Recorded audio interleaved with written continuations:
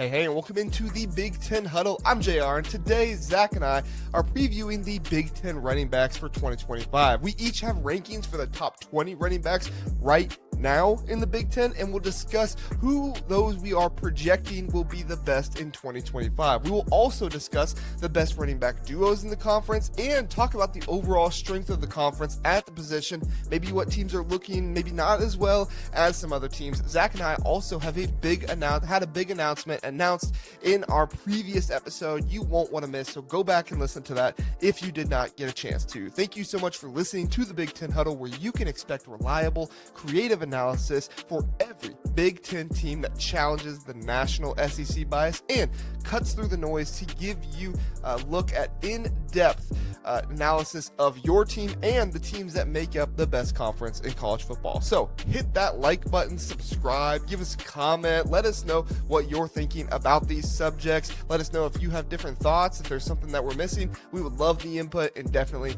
appreciate it. Catch our daily podcast Monday through Friday at 9 a.m. On Spotify, Apple, all those places, or you can catch us live on YouTube at 9 p.m. Eastern Time on Sunday, Tuesday, and Thursday nights. Be a part of the show, get in the chat, let us know what you're thinking live in person while we do the podcast. Be sure to follow us on Twitter and Instagram too. Thank you so much for listening and enjoy this episode.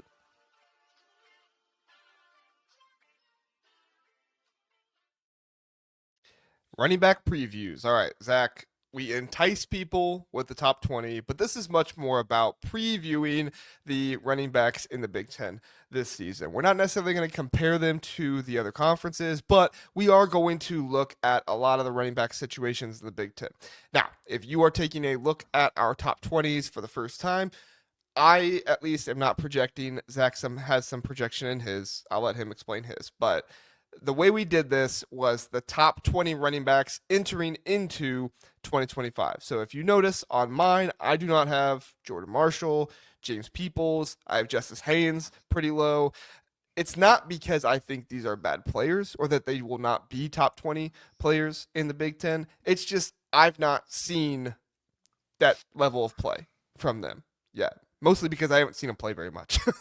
It's not that I don't think they are good players, but I've seen other players do more and prove themselves more because they've had more opportunity to do so. So I'm going to let Zach go through his 1 through 20 really fast. Zach, you don't have to comment on every single one, but just kind of give us your thought process. Give us a little bit of a summary of your guys, where you have them, what was your thought process of a few different guys, and then we can kind of get into some of the differences. I already see a couple that we'll go into. Yeah, I mean, I started at 20 with Aiden Lowry, 19 Kamari Moulton, 18 Kaden Feagin. I saw a comment, Kaden Feagin, I think if he stays healthy, could really climb this list. That's the biggest thing with him, right? Like, yeah, that's another reason why I didn't have him on mine, because we haven't seen him healthy enough. But he's definitely somebody. Anyway, I'll get into it. Go ahead. Yeah, but like availability is one of your best abilities, right? And he hasn't been available. Cam Porter at 17. I would say I want to put Cam Porter higher, but man, it's hard to figure out his talent level because of the struggle of the offensive line often for him. And I just feel like I expect more from him. So that's why I have him so low. CJ Campbell, really excited for him to be at Rutgers, transferring from FAU.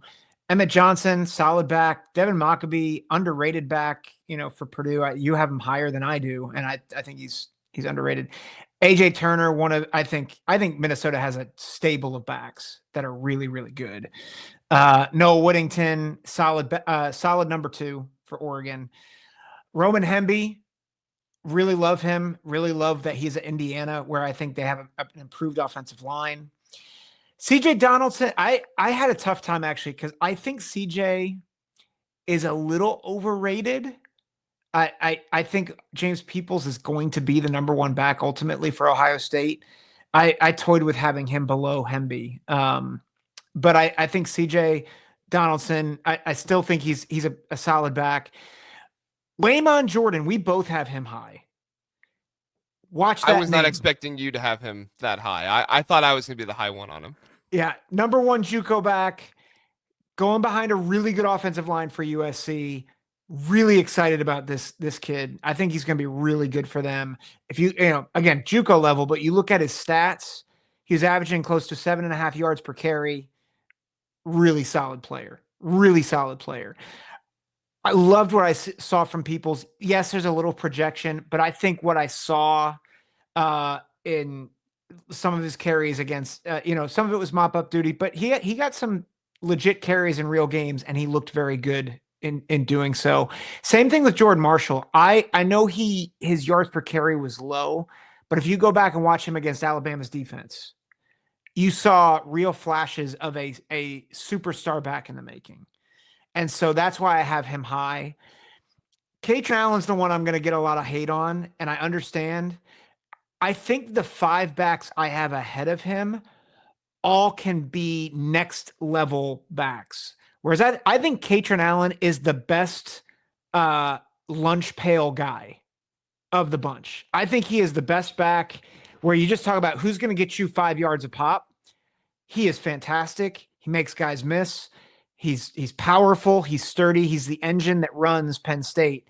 But I think if you look at 5 through 1 on my list, they're all guys that can be next level, just completely wreck your defense. So, like, I think Justice Haynes can be that guy. I think he will be that guy for Michigan. Darius Taylor, same thing, both in the passing game as well as the running game. Jonah Coleman, I love me some Jonah Coleman. Mekhi Hughes, I think, is going to be a stud for the Ducks. And I think Singleton's the best back, not just in the Big Ten. I think he's the best back in the country. Better than Jeremiah Love? Yes. Yeah. I think it's an argument between those two. I think I don't know which one I would take, but those are the top 2 for sure. Yeah. I agree. Philip says Singleton, dark horse, Heisman candidate. Yeah, he shouldn't be a dark horse. I was going to say not a dark. But yeah. I don't think he's a dark horse. Well, I was going to say go find what his odds are, and if you're a betting person, I think. Yeah, that's a good point. I don't bet, but if I did bet, I'd be looking at those odds. By the way, if you guys have any comments, we're going to try to get through this without going through comments as we go, but we will like star stuff as we go, and we'll address them at the end. So Zach, if you see any comments that you want to address, star them, and we'll get to them at the end. But yeah, okay, mine. I'll go through them really fast. Again, remember with mine are hardly any projection. You could argue there's some projection in here, but I tried to go as little projection as possible. That's why I don't have Jeremiah Smith. He's my wide receiver number 1. Don't worry. That's why I don't have Jordan Marshall. That's why I don't have James Peoples. That's why I don't have Kaden Feagin in there. Like, it's because I'm not projecting here. I'm trying to go off of what we've seen. So Anthony Woods, UCLA, Kamari Moulton going from 20 down, Aiden Laufrey, CJ Campbell, AJ Turner. AJ Turner has been better than I think some people realize. He is going to be a very dynamic second punch for Minnesota there. It's one of the reasons why I'm higher on Minnesota this season, not just because of Darius Taylor, but with Turner behind him. I think he's deserving of that spot. USC with Eli Sanders, I have him at 15. He was from New Mexico. Really good job at New Mexico, was at Iowa State before that, came to New Mexico, he had much more work there, showed himself. Now he's coming over to USC. I think he could contend for that starter job. I don't think he's going to get it. As you see, I have Waymond Jordan ahead of him, but I think he could definitely be a 1-2 punch, a duo for that team next year. Lee Beebe Jr. for Indiana, have him high. Just really like what he did I'm blanking on it now. UAB. Really like what he did at UAB. Was fantastic there. I think he's going to be a James Madison, bring over, which is funny because they have Keelan Black, who is a James Madison transfer over. But I think Lee Beebe Jr. is going to be the one that people think is from James Madison because of how good he is. Not down on Keelan Black or anything. I believe in Lee Beebe Jordan from what I've seen. Emmett Johnson last year, Nebraska, felt like he did some really good things for them, so I had him a little bit higher. Cam Porter, the longevity, his consistency there. Again, he doesn't have very good offensive line, so definitely want to still give him some credit there. He does have less than 4 yards per carries on his career, so I could definitely see somebody arguing him lower, but I had him there. Devin Mockabee, nearly 5 yards per carry in his career, and he's dealt with some pretty bad offensive lines there at Purdue. The only reason I don't have him in the top 10, the fumbles. Devin Mockabee fumbles Yeah. it too much, doesn't hold on to the ball well enough, so I have him outside the top 10. But if you corrected that, I would have him in there. Waymond Jordan, fantastic. JUCO transfer. Guys, 7.4 yards per carry in his career. Like, he's fantastic. I think it's going to translate. Again, this is probably the one that I'm projecting the most on. I think he's going to translate. It's a lot to say he's going to go from JUCO to the Big Ten and just be seamless. I don't think it's going to be seamless, but I do think he's going to be a very good back. 22 rushing touchdowns in his career, 7.4 yards per carry in his career. That's insane. And I think he's going to be a really nice addition for USC. Noah Whittington, been there since he's been in college football since 2020. He's at Western Kentucky, came on over to Oregon. He's been a really good second punch for them. Love that. Justice Haynes, I guess you could say I'm projecting some with him too. He's the only guy I have in the top 15 that doesn't have 1,000 yards or more rushing in his career, but he was just such a reliable second option for Alabama. And I really liked what I saw from him. I think he's going to come in and do a great job at Michigan. I do have him a little bit lower because I'm trying not to project too much. But again, what are you going to do? It is what it is. Roman Hemby at 7, really longevity back, did a good job starting at Maryland since his freshman year. Really good pickup for Indiana. CJ Donaldson I have at 6. I love the versatility of CJ Donaldson. I think CJ Donaldson is going to be able to block. I think he's going to be able to run. I think he's going to be able to catch the ball. I just think CJ Donaldson is going to be able to do everything. I think he has done everything in his career. And so that's one of the reasons why I have him a little bit higher. If I was only going off of like rushing stats and stuff like that, I probably would have him down near where you did, Zach, but he came in as a wide receiver. He played some tight end. He's now a running back. He's leaned out. I think he's going to be really good for Ohio State. I still think James Peoples is probably going to be the starter, but again, I'm trying not to project here. I'm trying to go off of what we know. And then my top 5, Jonah Coleman 5, Darius Taylor 4, Mekhi Hughes 3, and the Penn State duo I have 1 and 2 with Kaytron Allen at 2, Nicholas Singleton at 1. These top 5 you could put in just about, I shouldn't say top 5, 2 through 3, 2 through 5, you could probably put in just about any order, in my opinion, and I'd be fine with it. Mekhi Hughes, probably down at 5th, I wouldn't argue with just because of his time at Tulane, but the dude also ran for nearly 1,400 yards. I think he did rush for over 1,400 yards one season, which is fantastic. So I have a hard time dropping him much lower than 4th, but I could understand 5th if somebody wanted to put him there. So, all right, Zach, differences here. What would you like to point out? What would you like to discuss? Oh man, I mean, I think I feel like the biggest one where I'm probably gonna get the most hate and you're gonna get the most love is Kaytron Allen. So, which I wouldn't say I have him super low. I think it speaks to the top end of the running back position in the Big Ten this season for different starters, right? Like I wrestled with Kaytron Allen being down near 5, but ultimately I went with him up at 2 because I felt like he's been the do everything for Penn State when they don't have another option. Like Nicholas Singleton has been hurt before, and Kaytron Allen has come in and been nearly seamless, in my opinion, from Nicholas Singleton. Not completely seamless, but nearly seamless in ways. And so I give Kaytron Allen a lot of credit for that. And I can be honest, like there are times when I would rather Penn State give the ball to Kaytron Allen rather than Nicholas Singleton. Yeah, I think that's what makes this hard. It makes this list hard because there's a lot of backs on this list. Like I loved actually how you put it with CJ Donaldson, because I think if you look at what he brings to Ohio State, it's very valuable. But is it the thing that you want like all the time? And I think that's actually the struggle with Kaytron Allen and Nicholas Singleton sometimes, is that sometimes I feel like they're mismanaged a little bit. Whereas like if they actually used Singleton more in space, like, and they have at times, like his receiving numbers are great. Like he is such a weapon, which is why I think he's clearly the number 1 guy.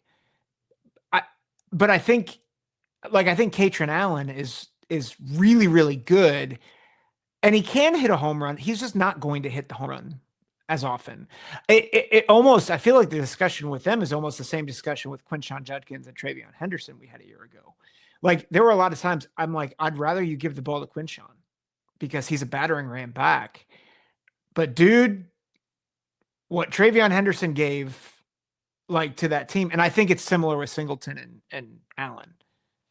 It is, but Singleton's the number one guy, right? Like Henderson Yeah. was the number two guy, but Singleton will be the number one. And that's what I'm kind of getting at a little bit is like, I think Kaytron Allen is kind of like your every down back in some ways with what he can kind of do everything, kind of like Quinshon Judkin was.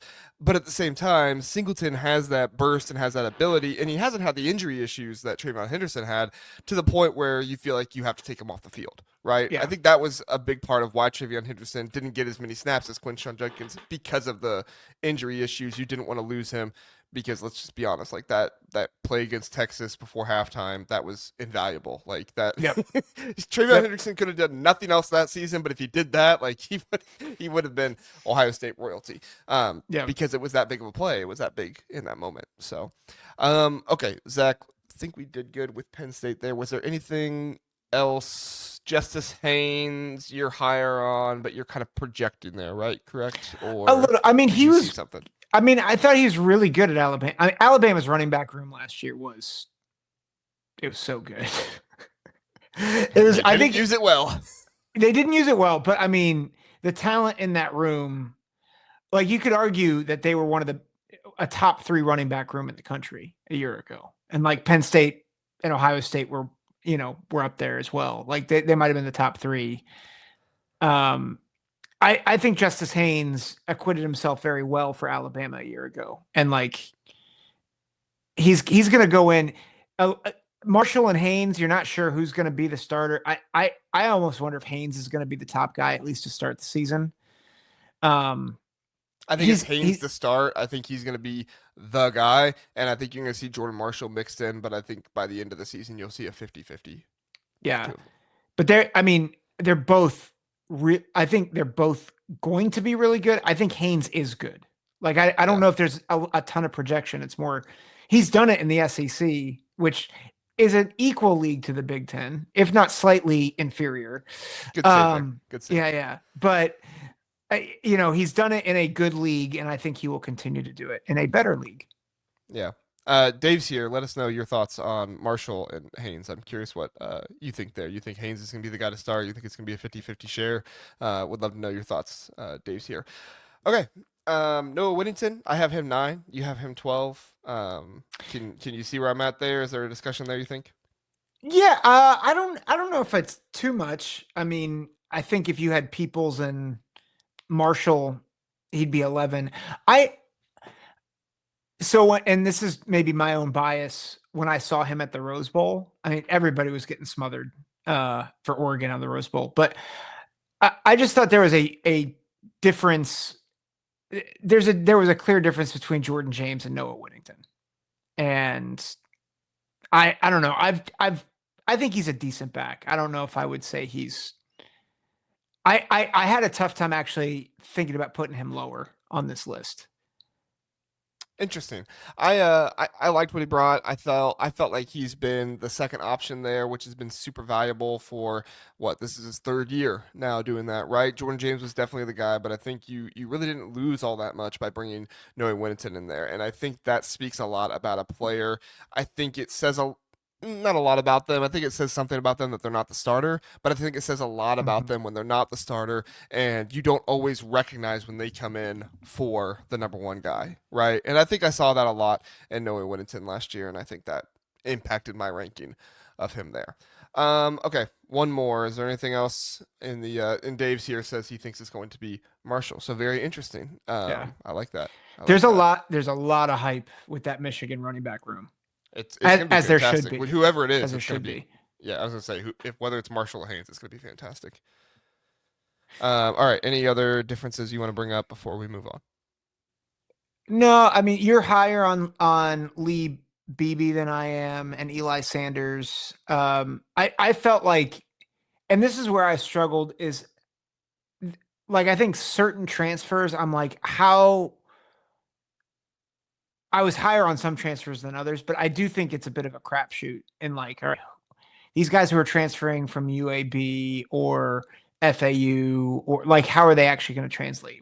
We're just not sure. So Is it wrong of me to trust Kirk-Cinetti? And that's one of the reasons why I had Lee Beebe Jr. that No, high. no, because part of this, and I think this is why you see the better teams have more like higher ranked running backs. They do have help. Yeah. Like, like it's a marvel that DK was giving me credit, but really giving us credit for having Maccabee in our list. Part of the reason why is because he is fighting against a bad offensive line, right? Like that, in a sense, that elevates him in our minds. But for most of these backs, they are working in tandem with really good supporting casts, good coaching. So, like, I don't think that's wrong to project. In a sense, you're projecting our coach and the impact of the coach. Yeah, good point. Good point. Okay, we want to talk about duos. Let's duo it up. Who's some of your Sorry, favorite duos? Give me like that was give me like terrible. 3 or 4 of your give me like 3 or 4 of your favorite duos, or just like running back rooms in general in the Big Ten this season. I think Penn State's going to be average. They're going to be so Yeah, no. okay. They're number one, easily number one. I think Penn State and Michigan and Minnesota are probably clearly my top three. I think Indiana and Ohio State and probably Washington potentially could be like another tier. I think Illinois, if like injuries work in their favor, like they're in good shape as a duo. Those would probably be that's my significant 7. I'll go. So, wow. Okay, we got alliterations going on now. Yeah. We're really elevating this podcast. I love it. Room wise, I like what Indiana has. Roman Hemby, Keelan Black, Lee Beebe Jr. Really good room there. Washington, you mentioned them. That's a bit of an underrated running back duo. Heard really good things about Adam Muhammad coming out of spring for Washington. So there are some I wouldn't say high expected. There are expectations there that running back duo will be very good, and he'll come in pretty quick with Jonah Coleman and be a good duo there. Kaden Feagin and Aiden Lowry, obviously there with Illinois. It was Josh McCray, right? He was the dude there last year, so we just haven't seen very much of those two. But I could see that being a top 5 duo in the Big Ten this season. Iowa, Kamari Moulton, like he showed some really good flashes. You got Jazz Patterson with him as well. That could be an interesting duo if the Iowa offensive line is what some people think. I saw somebody rate the Iowa offensive line as the best offensive line in the Big Ten this season earlier, which I think is a little bit of projecting, but they do bring back 3 of the starters from last year. So, and Logan Jones is a really good center. So, okay, hold on. They brought back 4 offensive linemen from a year ago. Last year. I thought it was 3. No, last year they did. Oh, last year they brought okay. back 4, and we were all like, they're going to be so good. Yeah. And they weren't. No, they were good last year. What are you talking about? Oh no, Iowa's sorry. offensive line? They were decent. They were okay. They were sorry. I'm all up in my feels because they let me down because I picked them to go 10-2. Listen, I gotta say, offensive line. I gotta say good stuff about Iowa. I was in that clip with Chuck, and Iowa fans hate me now. Okay, so I didn't say a word, but apparently I'm an idiot because I didn't. Okay. I'll let you say nice things about Iowa. Iowa stinks. They're awful. They have no. Okay, no, they're gonna clip you. They're gonna put me on another one and call me an idiot again. Okay, no. Iowa is gonna be okay. They're decent. Minnesota, that duo there, going to be very good. AJ Turner, Darius Taylor, Mekhi Hughes, Noah Whittington. I'm obviously high on that duo. Yeah. Michigan, I don't have Jordan Marshall on there, but I'm high on that duo. We've talked about them possibly being the best duo in the Big Ten, or one of the best duos in the Big Ten. Yeah. Next season, I totally missed Oregon. They will have a very good duo, obviously. Yes. They will. Maybe it's easier if we do this. Who are the players that are outside of your top 20 that you think could make it into the top 20 or shoot up pretty high? You want me to start? Yes, please. So some of these guys I've already mentioned: Kaden Feagin, Jordan Marshall, Keelan Black, James Peoples, Bo Jackson at Ohio State. Watch out for him. He had a really good spring game. Could get some time this season. We'll see how that goes. Jalen Berger, UCLA, did not have a great year last year, but he did some good things at Michigan State the year before, so it's possible he has a good season this year. Adam Muhammad, I said as well. And an underrated duo for you. Zach, you ready for this? Two Yeah. guys from the same school that are not getting top 20 love from either of us, but I could see being a top duo in the Big Ten next season. Dylan Jones and Cade Yakameli, I think is how you pronounce it, Oh. at Wisconsin. Cade Yakameli last year was a home run dude, right? He had a good average yards per carry, over 6 average yards per carry. He just only had 2 touchdowns and only had 443 yards. So he has a 6.5 yards per carry and 6.4 yards per carry in his career. And then Dylan Jones coming in very, I shouldn't say very high. It's not like he's a 5-star, but a highly rated recruit who, from everything I'm hearing and everything I'm reading from Wisconsin people, they're expecting big things out of him. They are very excited about him and what he could bring to this team this coming year. So Wisconsin, be on the lookout for that backfield. Neither of us have either of them in our top 20, but I could see both of them being in the top 20 by year end if they have a good year. Problem for them is they have an absolutely brutal schedule. Yeah. Yeah, those are good picks. I think you have Anthony Woods on yours. I did not, but I think he is certainly a back to look out for.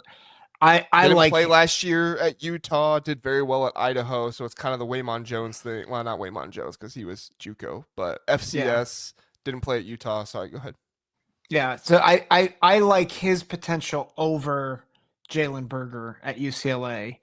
I think that's good. I think not Kalen Black. Who was I thinking? Oh man, I had everything sorted, and now all of a sudden what happened here? I'm looking at a spreadsheet, and it completely changed on me. I'm sorry, I switched it. That was my fault. You switched it. I forgot we were sharing the same spreadsheet. Go ahead. Yeah, I think that's probably the biggest name that you have not mentioned is Anthony Woods. Yeah, and he was on your list. So, Elijah Tolliver, Michigan State guy. Yeah. Any thoughts on him? Cam Davis, Malachi Thomas, some other guys that I thought, kind of considered for top 20, but didn't really do. Any thoughts on them? No, I mean, I think like they certainly can hit. Like, I think is Tolliver we think is going to be the lead back at Michigan State, right? I believe so. Yeah. Like Sacramento State guy. Yeah. I mean, I think if you're a lead back at a school, it's similar to the Wisconsin guys that you mentioned. Like, they could pop. I think I'm kind of wait and see on them. Yeah.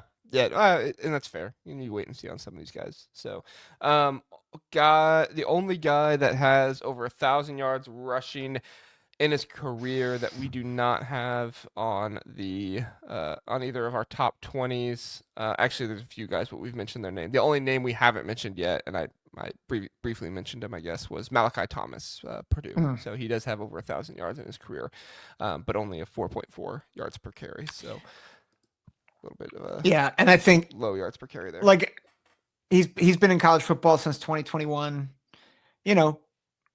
He's playing for Purdue. He's not going to be the lead back at Purdue, not with Maccabee. Yeah. One more room I'll give you as a sleeper room. Rutgers. CJ Campbell had him in our top 20s. Samuel Brown, the 5th, I think, is his numeral there. He could be very good, and then Antoine Raymond as well. Look out for a good running back room from Rutgers, possibly. Yeah, you know what? I will plant my flag for Sam Brown. I think that the reps that he got in relief of Monangai last year, like, he's a solid back. Has good speed, good power. I think he's a really talented guy.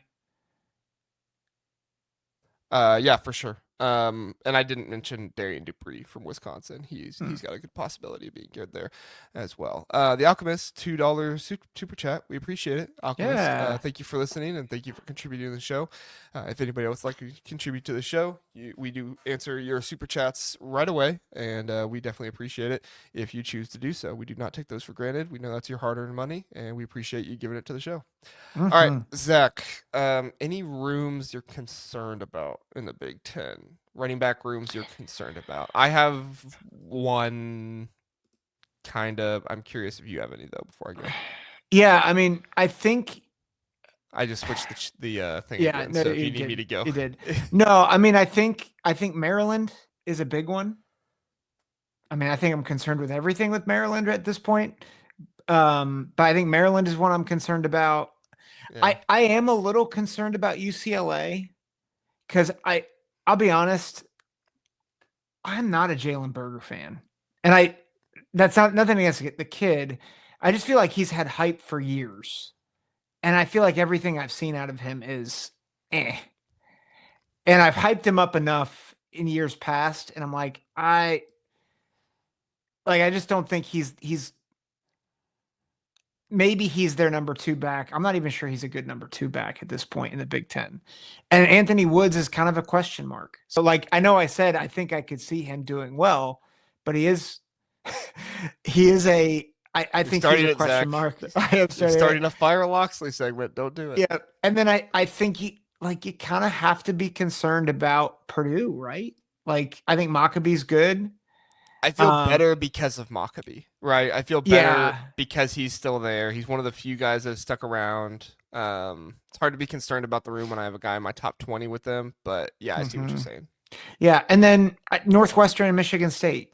I think both of those, like, I think Michigan State, they're all unproven, and Northwestern, again, like I have Cam Porter on the bottom of my top 20. I'm not sure he's going to stay there as the season goes. And I don't think Hyman is, I'm not super impressed by him either. So I think those are the 4. I was trying to think of an alliteration there, but I can't. The frustratingly, no, that's not the frustration 4. Yeah, it's just the frustration 4. There we go. There you go. One I'll add to that, and it's not so much the starter I am concerned about because I think I think he's a good starter. I just don't know about the backups yet because they quite frankly haven't done anything. Their one backup has 6 carries, 7 yards, and 1 touchdown in his career. That's Nebraska. Yeah. Emmett Johnson, I like Emmett Johnson a lot, but if Emmett Johnson goes down, I mean, heaven forbid, if Emmett Johnson goes down with an injury, I do not feel good about the backup options there. Some good recruits like Jamarion Parker was a top 500 recruit. I mean, still 3-star, but still top 500. So I feel okay about that. But then Quentin Ives, like he's the guy with 6 rushes, 7 yards, 1 touchdown in his career. I mean, unless Nebraska has a guy that I've just not heard anything about and I don't know anything about, which is possible. I mean, I'm not deep into the Nebraska lore. Sorry, that's probably the comment of the day. Podcasting. But I could see some possible issues there. And it's just kids are improving, right? Again, this is not us saying they will be bad or us we don't believe in them. It's just they're unproven, so we don't know. Yeah. So, and Nebraska Rascal agrees. He said Nebraska running back room is unproven, and if EJ goes down the injury, then it's bad news. Yeah. Yep. So, look, I got Nebraska fans on my side. Maybe I do have some Nebraska lore. All right. Yeah, there you go. You just don't have Iowa fans on your side. No, I do not. I got to earn them back. Which maybe that's why Nebraska fans are kind of giving me some grace here. They're like, hey, man, Iowa fans hate you. We'll love you. Yeah. Sorry, Iowa fans. I was in the wrong place, wrong time, apparently, and I didn't get a chance to comment on it there. So, all right. Pit Snipe is going off on me there. I think you're joking, Pit Snipe, but I'm not sure. Maybe you're not. All right, Zach. Let's do some starred comments, and then we'll be done. And do you have anything else before we get to starred comments? No, this is good. Very good. Did you start that one from Jonathan? I did. Okay. Okay. I don't think this is running back related, but go ahead if it's. No, I started in the first part of the show, or if you're listening on podcast, the episode that was out on Monday morning episode. Rutgers will be an interesting case. We just hired a new president from LSU. He's heavily involved in recruiting the new AD. The BOG is on board with improving athletics. First time Rutgers will be aligned. He's referring to a conversation about NIL and the clearinghouse and all that stuff we talked about in the Monday episode. I think that is big in whether Rutgers will be able to maximize on their market for sports. Totally. Sorry, I was looking at the comments when you said that. Yeah, we were high on the president hire from LSU. We like that. We think it's a good boost for him. Obviously, helping run a SEC football program, coming to the Big Ten now, has some experience running a high level program, so that's good. We'll see how the AD hire goes. I never know how those really go though until they actually start acting. So. I'm glad that the president realized that he was running a program from a second-rate conference and is now is going to an elite program. Did I tell you I was listening to a podcast, guys talking about this? No.